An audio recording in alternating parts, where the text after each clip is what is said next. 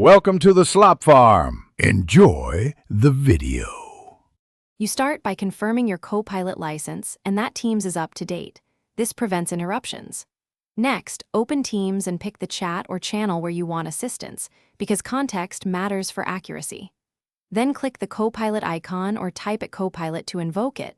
This is your first actionable step. Once Copilot appears, choose a task template or type a prompt, and make sure to give concise context so responses are relevant and fast.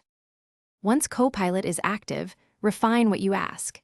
Give 1 to 3 sentences of context and specify the desired output format so the assistant knows the how and the why. If the first reply is broad, use follow-up prompts to narrow scope or request a concise summary, because iterations sharpen results. Make sure to adjust tone and length and attach files or paste links for precise referencing. This keeps the process efficient and ties answers directly to your team's needs. You finalize by reviewing Copilot's output, editing for clarity, and confirming accuracy before sending or posting. This prevents mistakes. If you need changes, use revision prompts like simplify, expand, or ask for a step-by-step. These guide the how and why of adjustments. If Copilot fails to respond or shows errors, first restart Teams and then re-authenticate your Copilot license. This resolves most issues. If problems persist, contact your admin for permission checks.